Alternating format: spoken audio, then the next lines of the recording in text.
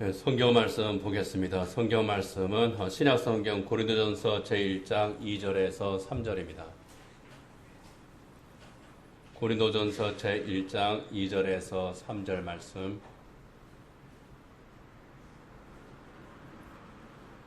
제가 읽겠습니다. 하나님께서 주신 말씀입니다.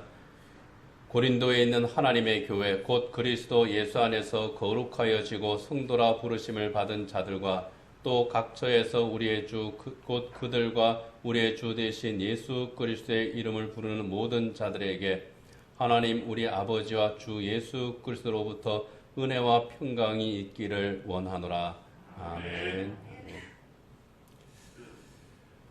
1977년 7월 1일 꼭 44년 전에 우리 성수교회가 세워졌습니다. 지금 이 자리에서 사거리 아래쪽으로 조금 내려가는 곳, 직선거리로 하면은 한번 100m 정도 될 겁니다.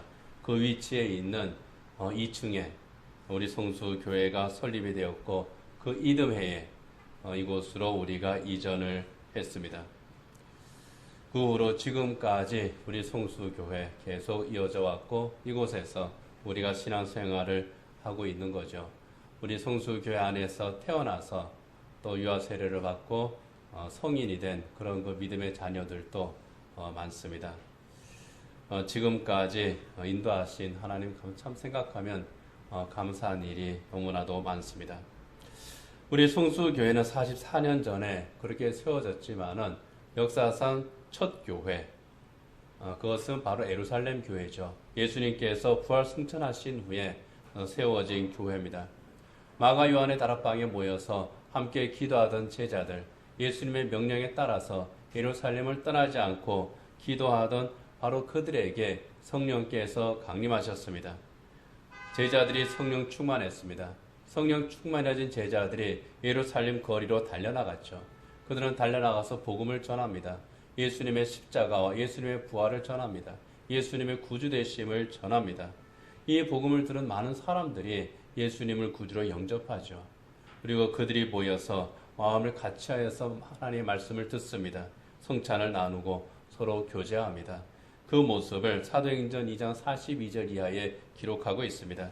그들이 사도의 가르침을 받아 서로 교제하고 떡을 떼며 오로지 기도하기를 힘쓰니라. 사람마다 두려워하는데 사도들로 말미암아 기사와 표적이 많이 나타나니 믿는 사람이 다 함께 있어 모든 물건을 서로 통용하고 또 재산과 소유를 팔아 각 사람의 필요를 따라 나눠주며 날마다 마음을 같이하여 성전에 모이기를 힘쓰고 집에서 떡을 떼며 기쁨과 순전한 마음으로 음식을 먹고 하나님을 찬미하며 또 온 백성에게 칭송을 받으니 주께서 구원받는 사람을 날마다 더하게 하시니라.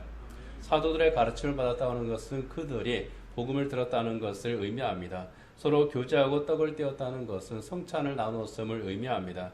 오로지 기도하기를 힘썼다고 하는 것은 그들이 성결한 생활에 힘쓴 거죠. 영성을 이렇게 하나님 앞에서 다지는 것을 힘쓴 겁니다.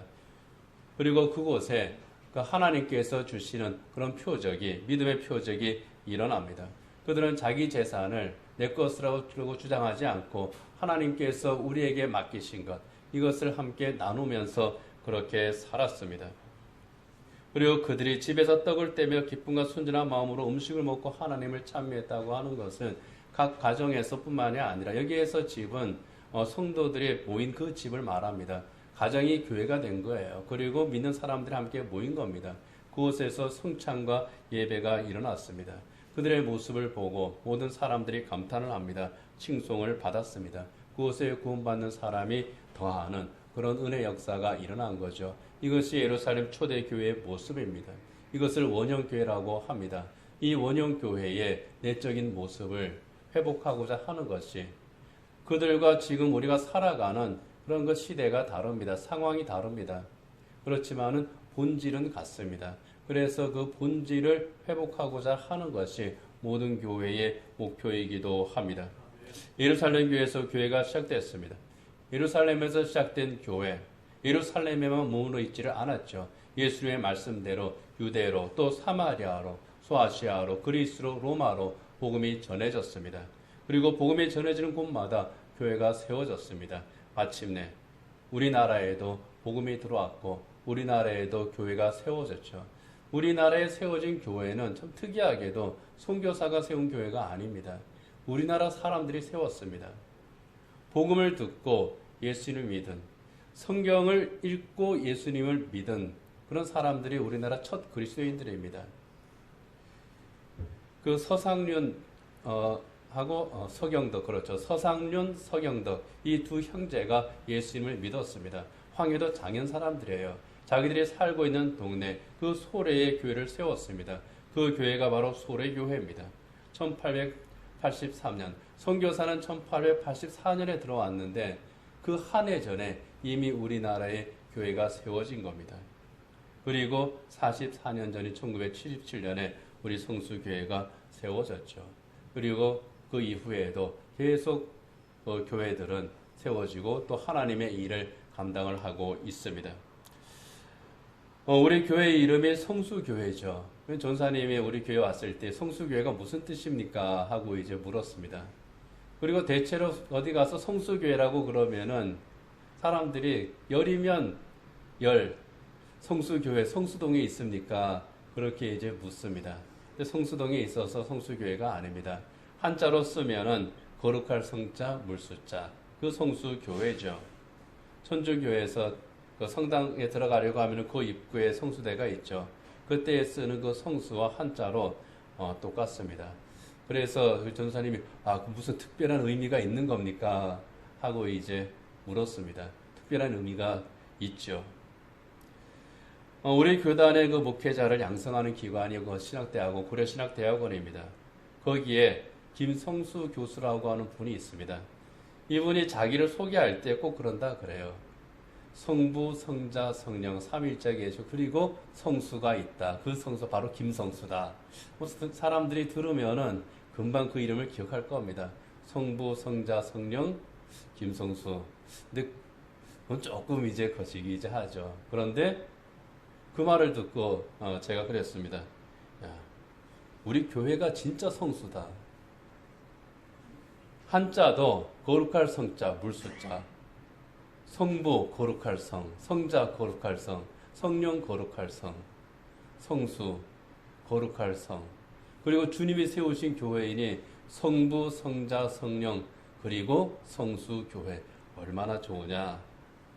네, 그렇게 이제 서로 이렇게 웃은 적이 있습니다. 성수 교회 말 그대로 거룩한 물. 이 수유동이 물수자, 너물 유자. 그래서 옛날에는 문해미 이제 그랬죠. 이 수유동을 복음으로 성화시키자. 그런 의미가 첫 번째 의미입니다. 수유리를 성화하자. 수유리를 거룩하게 만들자. 그런 의미. 그리고 또 하나는 문자 그대로 성수, 거룩한 물입니다. 예수 믿는 자들에게 주시는 거룩한 생수. 성령 충만의 은혜가 강물처럼 흘러넘치는 그런 교회가 되자는 그런 의미가 성수, 이 우리 교회 이름에 들어있는 겁니다. 그래서 누가 성수교회가 도대체 뭐냐라고 물으면 성수교회는 성수동이 아니라 수유동에 있다 분명하게 말씀을 하시고 그 뜻이 뭐냐? 이 수유리를 복음으로 거룩하게 하는 그런 그 성화의 사명 그리고 성령 충만의 은혜, 정말 성령 충만해서 그 배에 생수의 강이 흘러넘치게 하는 이 사명이 우리 성수교회에 있다. 우리 교회는 그런 교회다.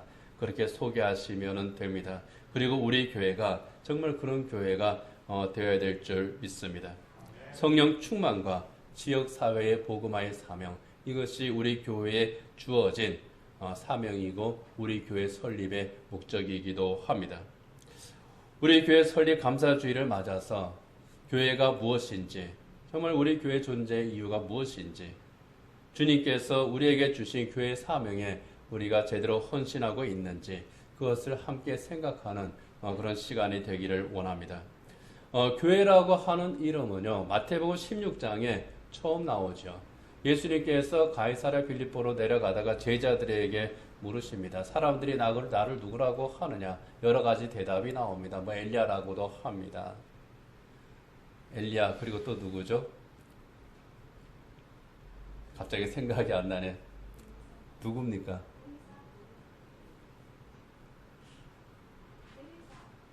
아니요. 이사야? 모세? 이거 갑자기 제가 헷갈리네요. 저도 이제 나이 먹었습니다. 어쨌든 이스라엘의 그 위대한 그 믿음의 지도자들 이야기를 합니다. 더러는 엘리야라고 합니다. 더러는 또 세례 요한이라고도 합니다. 그랬을 때 예수님이 제자들에게 다시 물으시죠. 그러면 너희는 나를 누구라고 하느냐?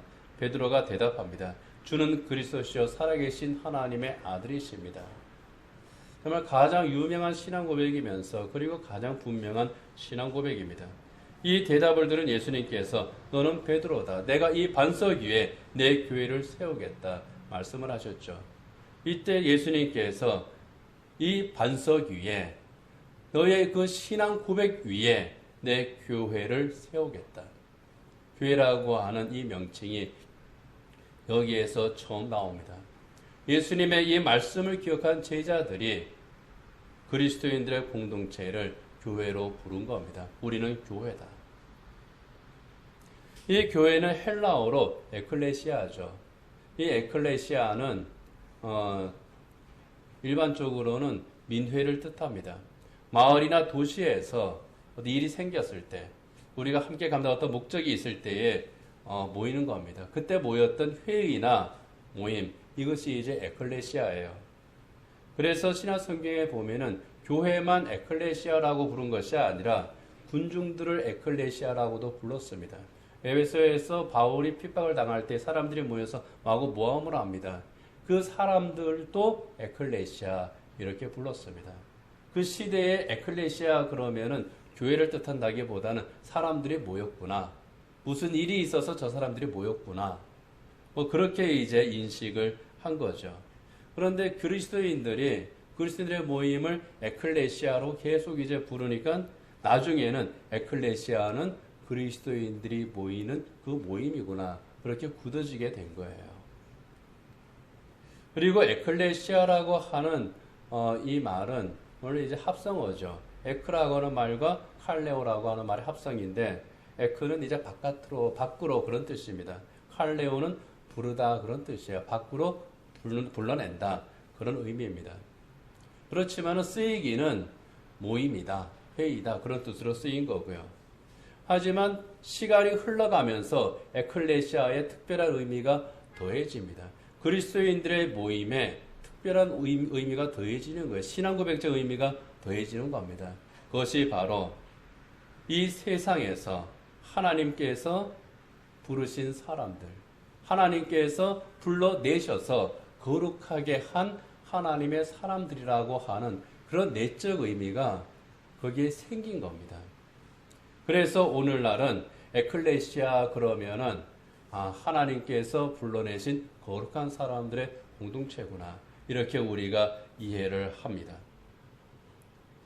이 하나님의 거룩한 부르심을 받은 사람들, 그리스도인들의 이 공동체, 이 모임인 교회에 대해서 오늘 본문 고린도전서 1장 2절에서는 그리스도 예수 안에서 거룩하여지고 성도라 부르심을 받은 자들, 곧 에클레시아죠. 그들이라고 말씀을 합니다. 고린도에 있는 하나님의 교회, 곧 그리스도 예수 안에서 거룩하여지고 성도라 부르심을 받은 자들과 또 각 처에서 우리의 주 곧 그들과 우리의 주 대신 예수 그리스도의 이름을 부르는 모든 자들에게 고린도에 있는 그 교회뿐만 아니라 세상 모든 곳에 있는 그리스도인들의 공동체들이 모두 하나님의 교회고 곧 그들에게 하나님의 은혜가 평강이 임하기를 원한다. 그렇게 인사를 하고 있는 겁니다.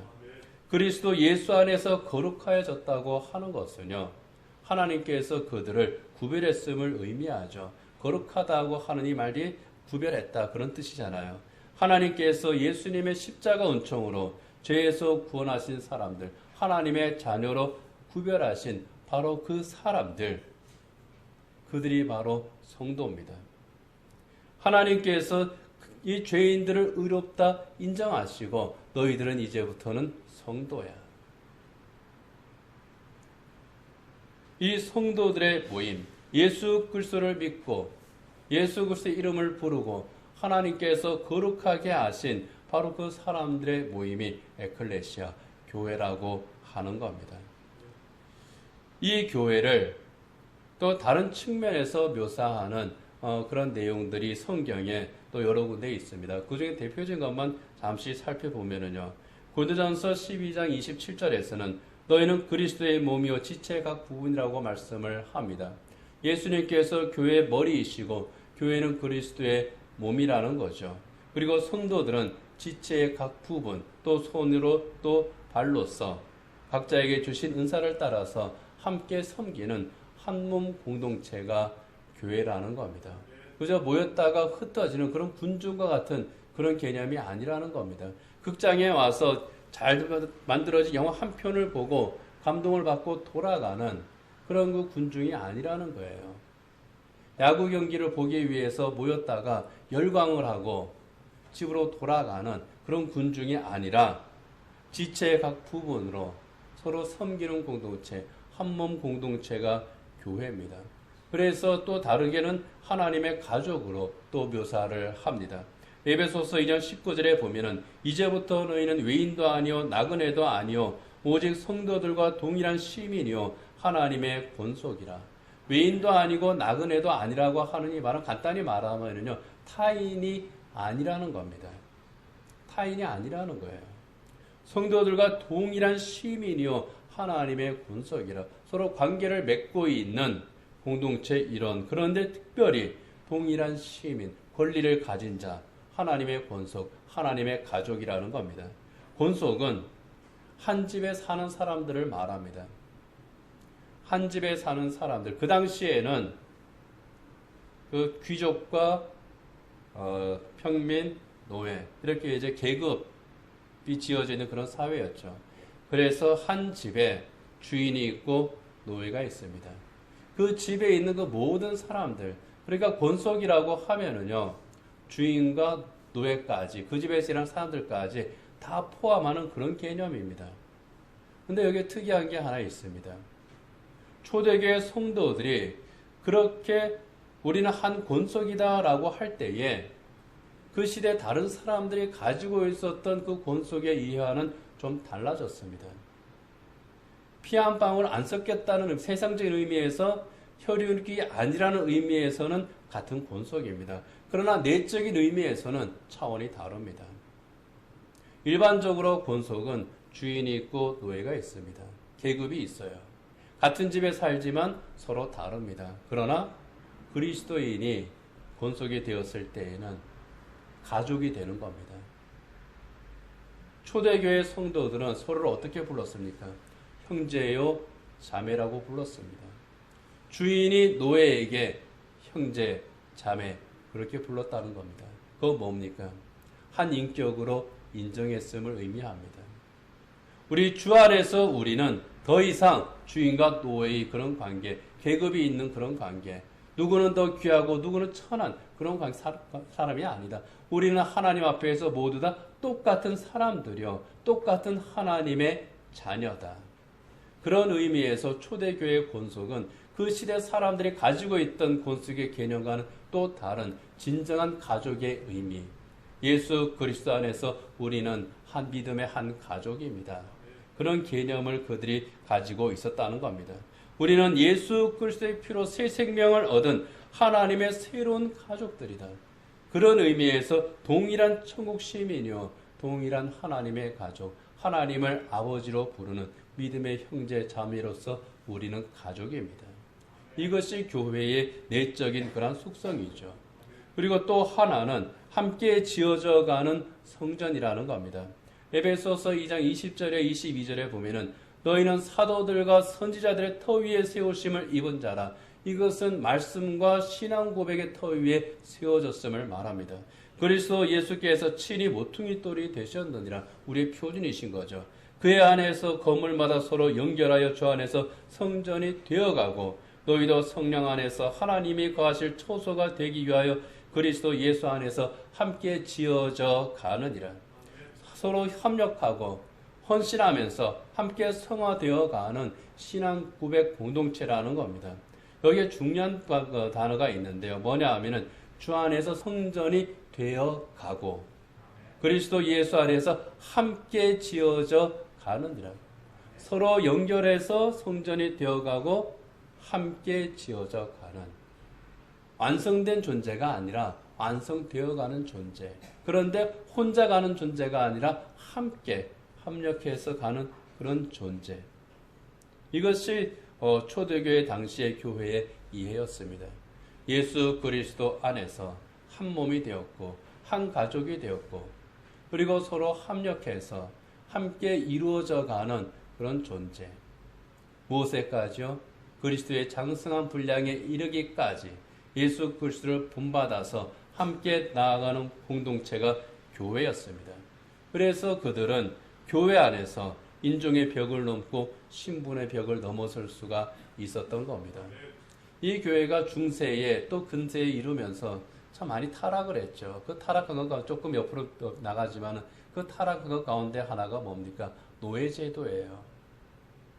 이 노예제도가 참 악하다고 하는 것을 깨닫는 것이 참 오랜 시간이 걸렸습니다. 종교개혁 때에도 거기에 대해서까지 깨닫지를 못하다가 18세기, 19세기, 20세기 넘어오면서 비로소 깨닫죠. 그 물꼬를 튼 사람이 윌버포스라고 하는 사람이고 그 다음에 이제 시간이 지나면서 이제는 정말 그 모든 사람들이 보편적 인권을 얻게 되기까지 갑니다. 그런데 그것을 이미 초대교회에서는 넘어섰던 겁니다. 그러니까 참 초대교회가 대단한 거죠.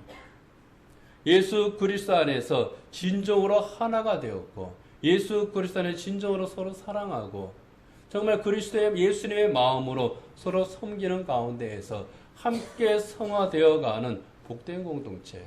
이것이 초대교회 원형교회의 모습입니다. 우리가 회복해야 될 것, 우리가 추구해야 될 것은 바로 그러한 모습입니다. 예수 그리스도 안에서 하나가 되고 함께 지어져가는 성전이 되는 그런 것 믿음의 가족들. 이것이 우리 성수교회입니다. 이것을 추구하는 교회는 정말 우리 주님께서 세우신 교회에는 특별히 개혁교회가 가지고 있는 세 가지 표지가 있습니다. 그러니까 올바른 교회죠.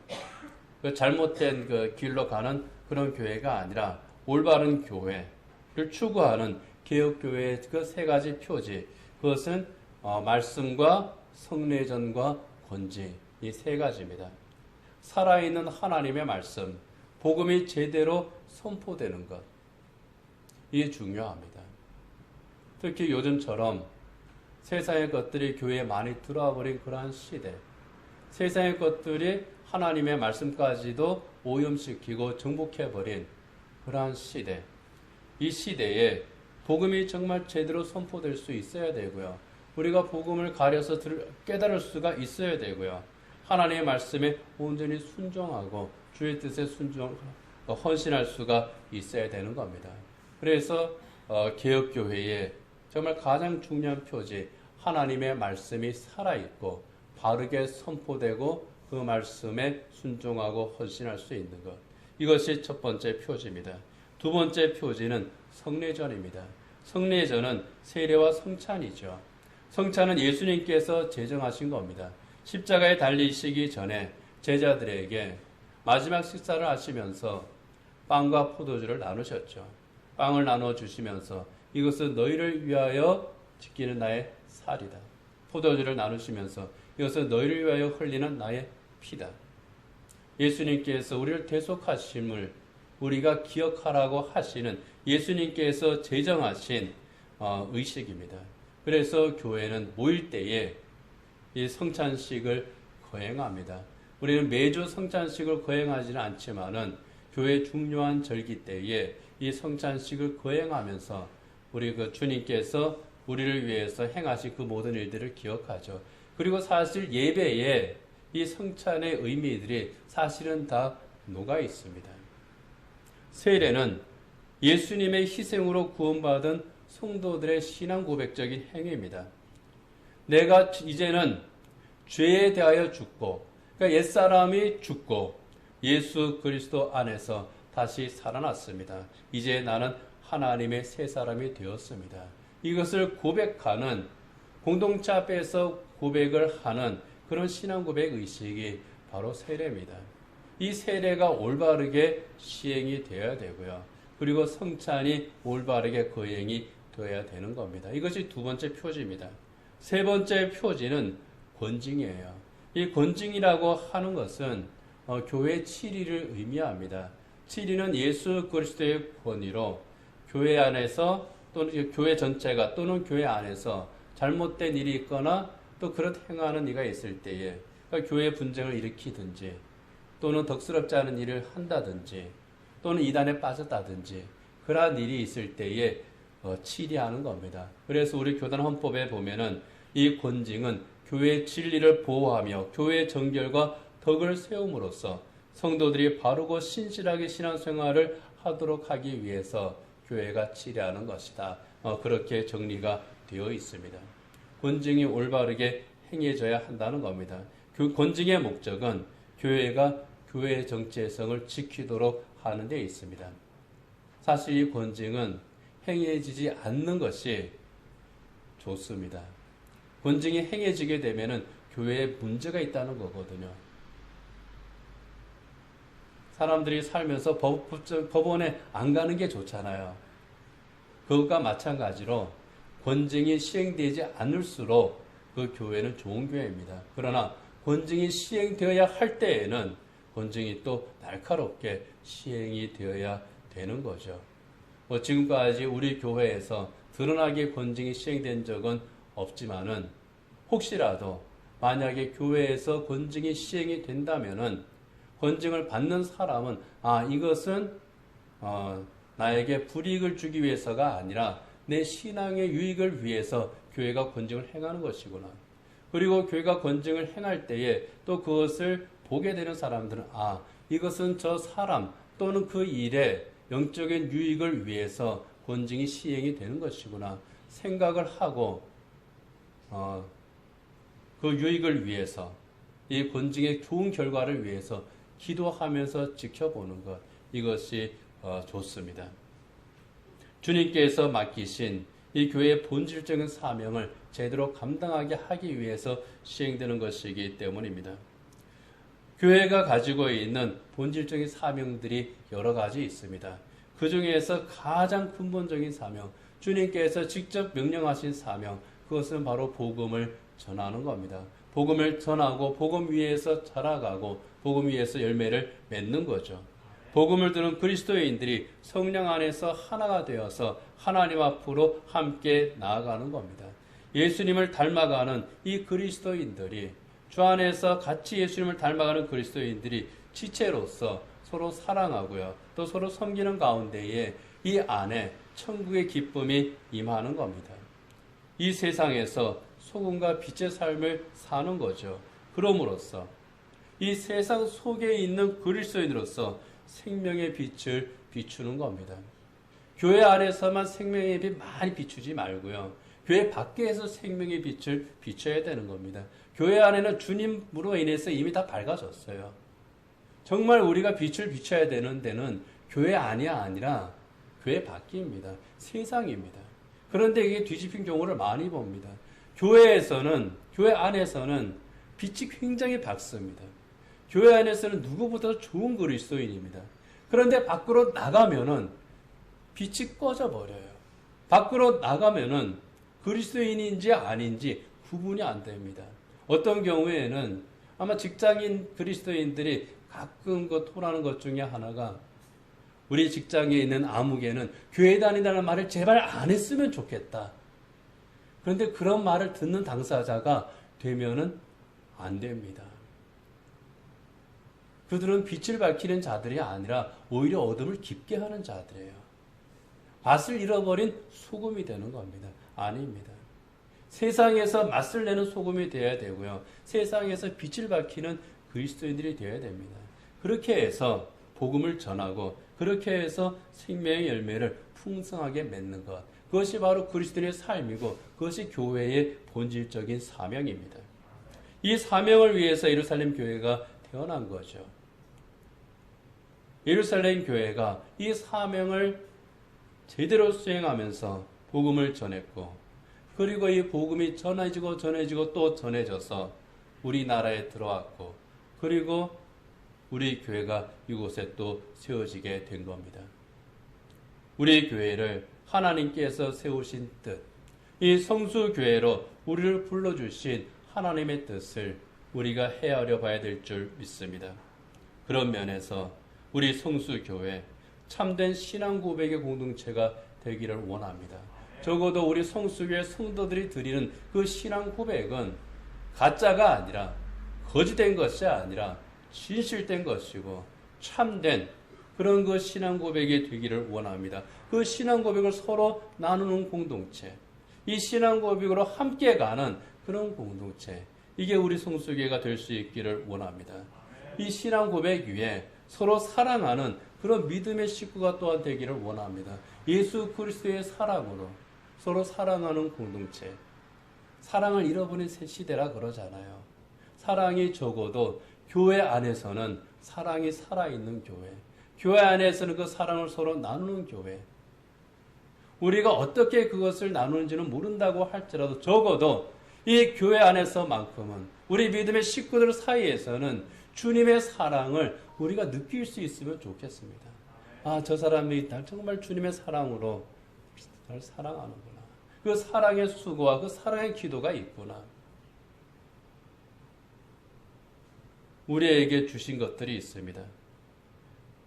그것으로 서로 섬기는 그런 그 지체가 되는 그런 교회. 예루살렘 교회 성도들이 자기의 것을 아끼지 아니하고 그래서 함께 나눴잖아요. 여기에 중요한 정신이 있습니다. 내가 주인이 아니라 나는 이것을 위탁받은 청직이다. 누구에게요? 주님에게. 주님께서 나에게 위탁하셨으니 이것을 주님을 위해서 제대로 사용해야 되겠다. 그 정신입니다. 그 정신으로 서로 섬기는 지체가 되는 겁니다. 지체가 뭡니까? 서로 도울 때 지체가 제대로 역할을 할 수가 있는 거예요.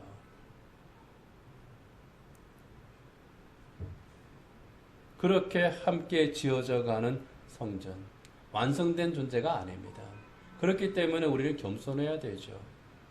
계속 완성되어 가져가는 것을 바라보면서 정말 그리스도를 닮아가는 그런 공동체로 하나하나 우리가 세워나가는 그런 교회인 겁니다. 그렇게 함으로써 정말 우리가 지금 살고 있는 이 지역, 우리가 만나는 바로 모든 사람들, 그들에게 복음을 전하고 정말 우리가 서 있는 바로 그곳을 성화함으로써 생명의 열매를 풍성히 맺을 수 있는 그런 교회가 되는 것. 이것이 주님께서 우리에게 맡겨준 사명이고 또 우리가 추구하고 우리가 회복해야 될 그런 일들인 줄 압니다. 그렇게 함으로써 진정한 부흥의 역사가 일어나는 그런 성수교회. 정말 하나님께서 기뻐하시고 부르심을 받은 부름에 합당하게 행함으로써 우리 하나님께 영광을 돌리는 정말 교회의 본질의 사명을 온전히 감당하는 우리 성수교회가 될 수 있기를 원합니다. 이 일을 위해서 하나님께서 부르셨고요. 이 일을 위해서 우리는 우리에게 맡기신 일들을 온전히 감당해야 될 줄 믿습니다. 속담이 하나 있습니다. 굽은 나무가 선산을 지킨다고 하는 그런 속담이 있죠. 곧게 잘 자란 나무들은 어떻습니까? 좋은 목재감이니까 일찌감치 그거 베어갑니다. 사이로 말하면 출세하는 거예요. 굽은 나무는요, 쓸데가 없어요. 땔감으로도 별로 쓸모가 없어서 그냥 가만히 내버려 두는 그런 나무입니다. 그런데 그 나무가 선산을 지킨다 하는 겁니다. 일반적으로 이 속담을 쓸 때는요, 성공한 자식보다 못난 자식이 부모 곁을 지키고 효도하더라. 그런 의미로 쓰는 그 속담이 굽은 나무가 선산 지킨다. 이 속담입니다. 그래서 어떤 면에서 보면은 조금 듣기에 따라서는 뭐라 그래야 되나. 좋지 않은 그런 느낌이 있는 속담 가운데 하나이기도 합니다. 그런데요, 꼭 그렇지만 않겠다. 그런 생각을 합니다. 굽은 나무는 오래된 나무죠. 오래된 나무의 특징은요, 뿌리가 깊다는 겁니다. 남이 뭐라 그러든 굽은 나무라고 하든 이거 쓸모없는 나무라고 하든 도대체 이거 쓸 데가 도대체 어디 있냐 손가락질 받는 정말 그 인정받지 못하는 그런 사람이라고 하든 맨날 그 구박받는 그런 거 자식이라고 하든 뭐 어쨌든 간에 이제 그게 구분 나무입니다. 그런데 오랜 나무는요 특징이 뿌리가 깊은 겁니다. 제가 속담을 재해석해 봤어요. 오래된 나무, 왜 이 오래된 나무, 구분 나무는 오래된 나무인데 왜 구분 나무가 선산을 지킨다 그럴까 생각해 보니까 오래된 나무는 뿌리가 깊잖아요. 뿌리가 참 깊습니다. 이 뿌리 깊은 나무는 언제 진가를 발휘합니까? 큰 비가 올 때의 진가를 발휘합니다. 작년 여름에 폭우가 많이 내렸죠.